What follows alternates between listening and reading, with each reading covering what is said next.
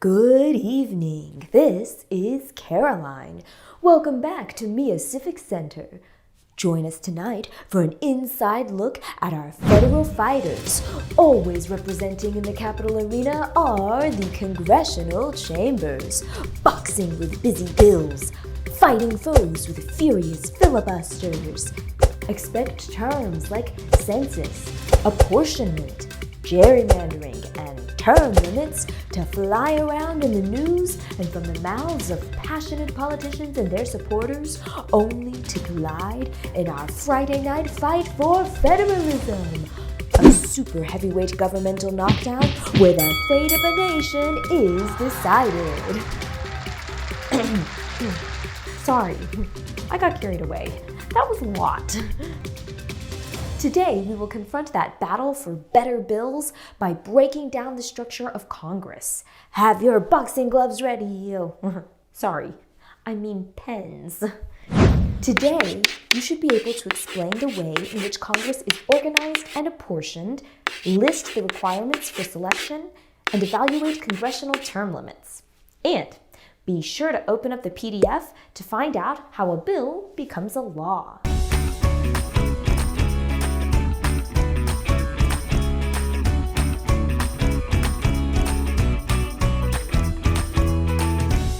Before our coverage begins, let's review from the last unit. Feel free to grab your skeleton notes from the lesson Instructing the Constitution. The Great Compromise was a compromise that was, well, great. It was great because it brought together the interests of both the smaller states and the bigger states by establishing something called a bicameral, meaning two chambers, Congress.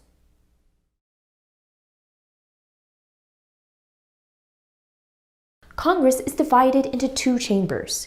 We have the upper chamber called the Senate. The lower chamber is called the House of Representatives. Let's talk about the prize fighter in each division.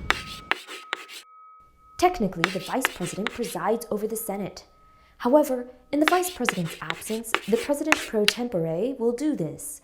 The Constitution assigns a senator to this position. Typically, the majority leader holds much of the power here as well, though this is not written in the Constitution. The leader of the House of Representatives is called the Speaker of the House. This contender is very powerful because this person declares and counts the votes, makes committee assignments, grants permission for members to speak on the floor, and sends bills to committees. But what are these committees? Don't be shy. Take a look at the PDF for a deep dive into congressional committees and how all their wonderful bills either die or make it to the president's desk. There are two different ways the number of congressional representatives each state has is determined. In the Senate, each state has 2 senators. No matter the number of people, each state has the same number of senators. In the House of Representatives, the number of reps is based on population. But hold on, how do we know how many total boxers a state gets to send to their ring? The federal government conducts a census every 10 years to determine the country's population. Word alert! A census is the procedure of systematically calculating, acquiring, and recording information about the members of a given population.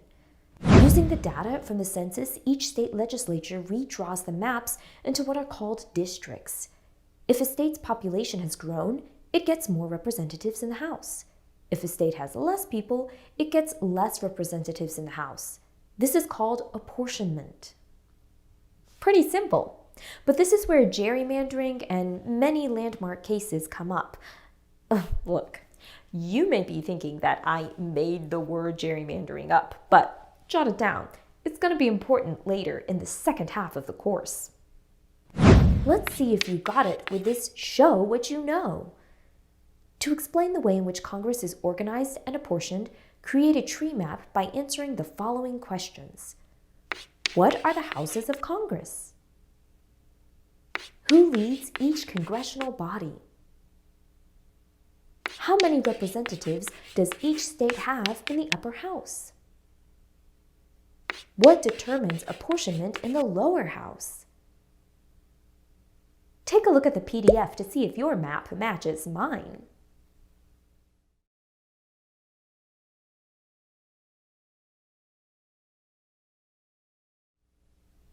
So maybe you'd like to be a congressional contender one day. How many egg yolk shakes and days in the gym does it require? The Constitution has it covered, so let's take a look at what it takes to be a representative in the House or a senator. But really, to be selected as a representative, you must be 25 years old and have been a U.S. citizen for at least the last 7 years. To become a senator, you need to beef up. You need to be at least 30 years old and have to have been a U.S. citizen for at least the last 9 years. So how long can a person be a representative, a senator? In the House, a representative serves for 2 years and can be re-elected an infinite amount of times. Oddly enough, House elections happen every even-numbered year. Senators serve for 6 years, and with the way it works out, 1/3 of the Senate is up for re-election every even-numbered year.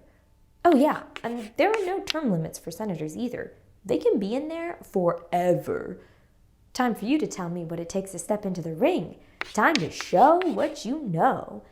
To answer the following question, create a table like mine and fill out each section.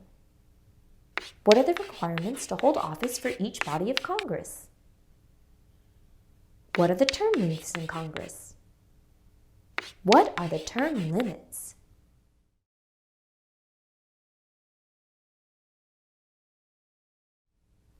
When should a congressional representative hang up the gloves? What are the benefits and drawbacks to congressional term limits? Let's look at both sides of the debate so we can develop an informed opinion. This is a serious question that many citizens think about when they evaluate Congress, consider candidates, and ultimately decide who to elect. On one hand, having no term limits allows our representatives to become skilled and thoughtful statesmen that increasingly get better at navigating Washington, D.C. and the complicated legislative processes. On the other hand, creating term limits may prevent corruption, as many politicians are subject to corporate and other private interests. Campaigns are expensive, so politicians may increasingly represent these special interests rather than us. Another common critique is that holding political office should be about serving the people and not become a professional career. So like most things we discuss, there are two opposing views. Let's see what you think. Pause the video and develop your own stance on the topic of term limits by answering the below question. Should representatives in Congress have term limits? Why or why not? Let's talk about how to answer it first. Break it down into smaller questions. We can think of these as things you need to know first. What are term limits? How is Congress organized? Consider your own observations and experiences. What communities are you a member of? How are these communities impacted by political decisions?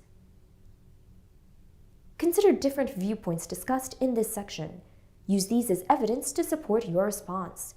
Be sure to use evidence from the video to support your answer.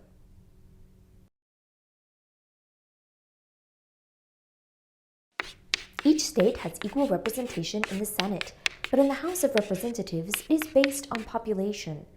A census is conducted every 10 years in order to reapportion representatives in the House. The Constitution set requirements to serve in both bodies of Congress. Finally, representatives in both bodies of Congress can serve unlimited terms, but this is an issue citizens often discuss. In the next lesson, we look at our congressional contenders' duties and powers. But that's it for us today. Have a great day, and remember, vote, debate, and participate. Hey, hey.